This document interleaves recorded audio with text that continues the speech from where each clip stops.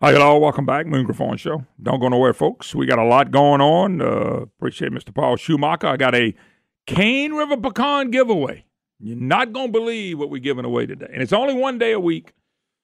The end of king cakes. Oh, yeah, baby. We're going to give away a king cake. So, but we're going to jump gears first. We got Lance Harris, Representative Harris, right here in the great old state of Louisiana. Lance, how you doing, sir? I'm doing great, Moon. How are you doing? I am doing superb, sir. It's been a while. But I know I'll have you back on soon because we're right around another session. Yeah, it's starting to heat up. A lot of things are starting to happen, and people are getting ready. I know a lot of us are working diligently to kind of attack some issues that need to be addressed in this next session. Yeah. Well, let's jump gears. First of all, before I get to teacher pay rate, you got to be proud of Taylor Barras. Taylor's standing his ground on this overspending governor and co-governor we got. They're standing. He's standing his ground, saying, "Look, there may be some money, but we're going to make sure there's some money." And so my question is, with Taylor standing his ground, why do you think it's important he stays in the same position he's in by saying we're not going to recognize any money right now? Oh, because look, it's been proven over and over again that if you're not prudent, which the REC has not been in the past, that you end up having a deficit or you have a shortfall. Look, let's just go back 2 years. Do you remember John Bel Edwards, the governor, called the legislature in for a special session to address a $100 million shortfall? Do you remember that? Yep, and sure then do. He used the rainy day fund to plug that hole. Yep. Well, guess what? What the speaker bore out yesterday was that the REC projection that they wanted him to recognize in November, in 75 short days to yesterday, that projection had already gone down $60 million. Wow. So but see, by the way, Lance, you don't read that in a newspaper. You don't see that on TV. Well, absolutely not. You have to watch the REC. I mean, the speaker said it himself yesterday, and the economists agreed with him. So had that been, accepted in November, we'd be looking at having an executive budget presented to joint budget next week that had that $60 million in it that may not materialize. Wow. I think that the speaker is absolutely right in taking a conservative approach because this has happened to us every single year. And as the speaker said yesterday, he's not comfortable with knowing or thinking that the surpluses and some of these things are caused by economic activity. They're more or less caused by the actions of the legislature and the administration, i.e., higher taxes. Yeah, no doubt. Well, look, let me stop you there. Just the amount of income taxes they stole when we got the Trump tax break that we never received. I think some people got their first paycheck. They had a little bit more money. And all of a sudden, the next one, they didn't have any money again. That nobody's talking about. Absolutely. That was a big chunk of the $670 million supposed shortfall that we had. So, the $900 million. So, it came right out of the taxpayer's pocket. There's a lot of things coming out of the taxpayer's pocket that need to be addressed, and a good debate needs to be had. And I think this kind of sets the table for that. Well, no doubt about it. But see, once again, and I didn't call Taylor. I was proud of him taking a stand. But you just mentioned a $60 million swing just by him being patient since November. But you don't see that in the Advocate. You don't see that in Gannett. You don't see that in the TV stations. They don't print that. They only print with one side.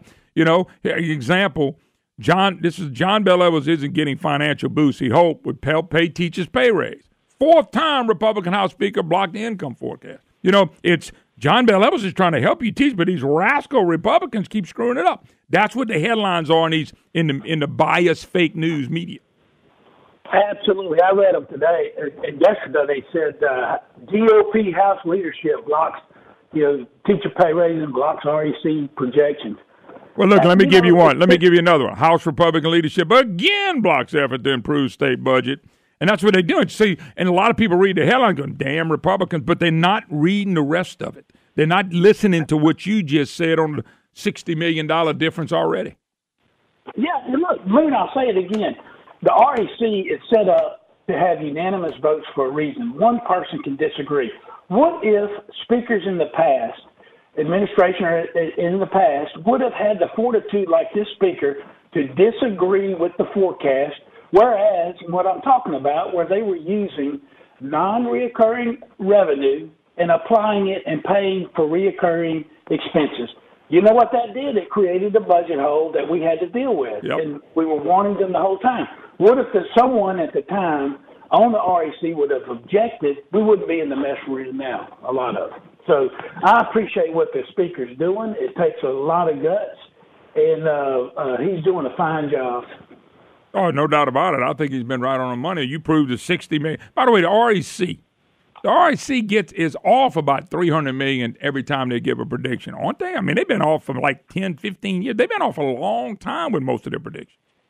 Well, and look, it's not. I'm not disparaging the economists at all. I mean, it's not an exact science. And when you're thinking about, if you put in the stat beds and everything, you're talking about state effort of $16.5 billion. If you're off 1 or 2%, that's a whole chunk of change. That's a lot of money. So it happens every time, one way or the other. It's only prudent, it's only common sense to go easy right now, because I don't know about you, Moon, but I can tell you the Louisiana economy is not this rosy picture that is being painted by the governor and his administration. No, they're out there painting something that's not real, and I think that goes back to Hornum, especially during the governor's race. Let's hold Lance Harris, Representative Harris, one more segment. You're listening to the Moon Griffon Show. Don't go nowhere, folks. We'll be right back. A lot to cover. Hi, hello, welcome back. Moon Griffon Show, great to have you with us. It is rock and roll time. Mr. Lance Harris, Representative Harris, joins us. And, of course, all the headlines always pop Republicans in the state just like they do national, and they always hitting Barras, Lance, and some of these guys for just being upfront and honest with them, because, and let's just be honest, Lance, they want to recognize every penny since they want to spend it quick as they can get it. That's what this is all about. We want to spend it quick as we can get it. And in all fairness, when will a budget even though the governor presents a budget before the legislative session, it's got to go through the process. So if there's any extra money found in, it's still going through the process. Am I correct by saying that? Yeah, absolutely correct. And look, the legislature does it all the time. They do supplemental bills. If there's more money recognized, let's say some money is recognized in April, or the REC's projections in April or May are accepted, then we can make those adjustments in the legislature. So it's not the end of the world that the speaker's being prudent when it comes to the REC projections or their estimates. So there's a lot of things. And look, I'll say this. The governor, if he wants teacher pay raises, he can put it in his executive budget next week. Yeah. I mean, to say that because of the speaker's stance on the REC, which, by the way, has not hit the numbers because that's just the nature of the beast, it is against teacher pay raises is absolutely ludicrous and ridiculous. You know. Oh, well, but the thing about it is, it's like I told you, if you read this one article, blocked again. Okay, that's what the headline says. And in the first paragraph, Bel Edwards isn't getting the financial boost he hoped to give teachers pay raise, because this is all political. I mean, we know this is all political. Let me go back to something else you said, and something else I've been trying to find out. The governor, when he came in, said they never talked about a $2 billion deficit, ever. It was never discussed in the governor's race. It was never discussed. But all of a sudden, him and Jay Darden came in and said we got a $2 billion budget. I argue there was no way it was a $2 billion budget. If you even listen to Darden or the governor, they said, well, we raised $1.4 billion in taxes and we cut $600 billion to get the $2 billion deficit. And that you know, I'm going to call it a lie. You call it what you want to. That's not right. And you even asked Jay Darden, was it a cut? He said, I wouldn't say that. It was money transfers. How did they ever come back with $2 billion on a deficit? I don't think we've ever had a $2 billion deficit. Well, the only way I can explain it, I guess they're using, the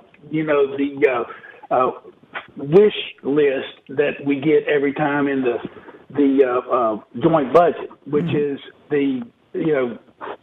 what the departments want to spend. Yeah. Because my recollection is that we had about $800 million in non-reoccurring revenue. Correct.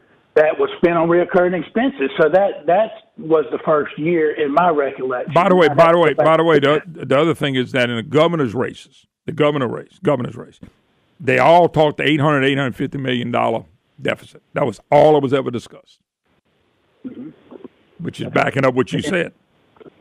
Right. And so yeah, they're massaging some numbers about this $2 billion. I don't know where that comes from because, and by the way, it's not like Tinkerbell could have come in and dropped a little money in Baton Rouge to fix that. It came out of the taxpayer's pocket, whatever the thing was. So, and remember, we're going to end up with a $300 million surplus this year. If you remember, the governor said Mama was getting kicked out of the nursing home. Sure did. So last year was $300 million.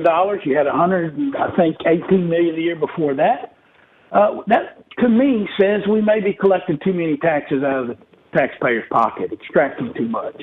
Well, there was no doubt they did that. I mean, you throw in the Trump tax cut with all the taxes they raised. Now, it's easy for you to say, well, the economy's doing better because you got more tax dollars. Why don't he go around and say the economy's doing better because unemployment is really going lower than the national average? Why don't he show us where the economy's doing better? He hadn't been able to do that. And matter of fact, our migration continues to go. We just had a report that we had the worst place to look for a job in the country. U.S. News and World Report, they had us at the bottom almost every list. And one of them on the list was 50th in opportunity. Now, I'm sorry. They had all these lists that were bad. And then the Cato Institute gave him an F. I only gave 5 people F on all the governors on how they handle money policy. So he can say what he wants to. I just think people live in a different world than they hope you live in this fairyland. Well, and that's true. I mean, sophistry, almost to the point of sophistry, that you take these numbers and try to spin this wonderful, glowing economy. It's certainly not there in parts of the state, especially where I operate. So I think when it comes down to it, the voter is not that silly or stupid that they would believe some of these numbers. I just can't see it. Especially when they ask someone, are you better off than 3 or 4 years ago? Well, the problem with that is a lot of people answered yes because they emailed me from Texas to let me know they were better off. They were better off than they were 3 years ago. So when I got the emails, I had to share that with people. It's just amazing. I'm just hoping that I know this election year. Please tell me there's no more taxes coming.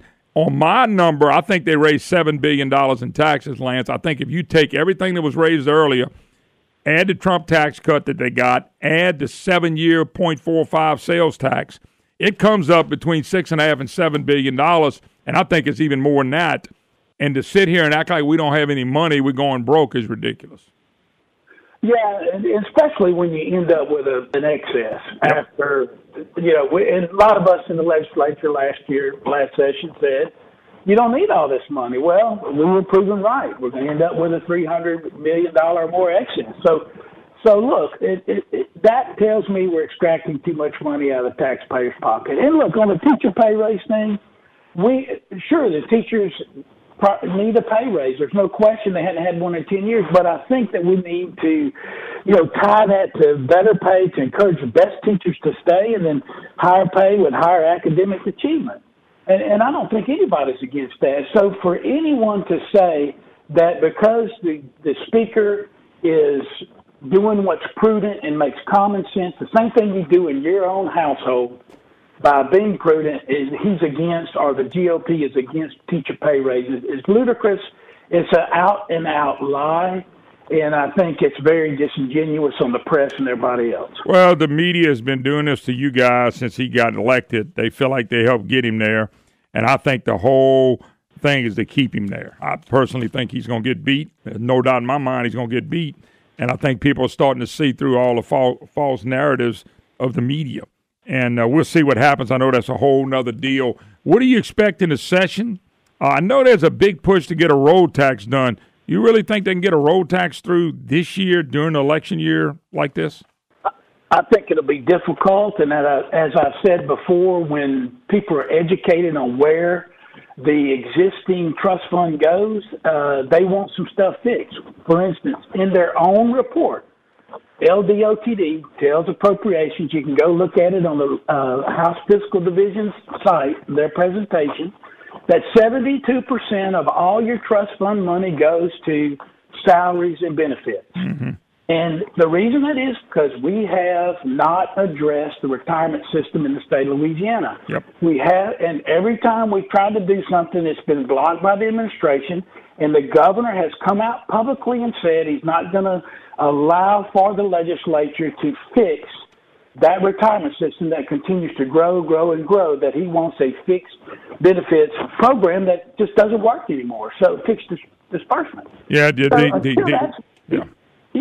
until that's fixed, it's just going to keep eating it up. So in other words, what you're telling me, you can give them all the money you want for roads is going to retirement, but that's not only in that department, that's in a lot of departments.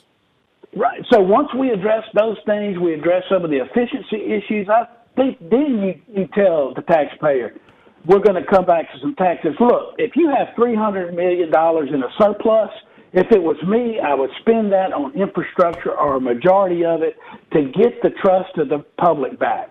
That, yes, it's going to brick and mortar on these roads with the surplus. Once you've proven yourself for a couple of years, then come back to me as a taxpayer and say, I want to extract an extra 20 cents out of your pocket or 16 cents out of your pocket on every gallon that you purchase. Until then, I'm not comfortable with it because we hadn't addressed the rudimentary problem of overspending. Well, let me ask you a question. When Mr. Wilson goes out and say we can only buy 10 cent what we used to can buy on roads, is because we're spending the money on all this retirement system and number of employees. Am I correct by saying that? It's nothing to do with, we're not taking the money and putting it on roads, I guess is my point. Well, they have just enough money to do maintenance and do some stuff with the federal matches. But and what he's talking about is inflation eating up the 16 cents. I get that, but look, you have to address how you are spending that money. Their own presentation says 72% of it goes to salaries, benefits. We have to look at that and say, how can we make that better? How does the private sector do that? Lord, if 72% of my income as a company went to salaries and benefits, you're done. You bet I'd be looking at something a little different, especially on the retirement system. Yeah, you'd be done. Most companies would be done. So they act like it's our fault. But anyway, got to go. Lance Harris, Representative Harris, as always, thank you, sir. We'll hear from you a lot, I'm sure, coming up here in the spring. Yes, sir. Thanks a million. All right, we'll talk to you later. All right, more to come. Moon Griffon Show. Don't go nowhere. I got a giveaway today, too. You're going to love this. We'll take a break. Be right back. You're listening to the Moon Griffon Show.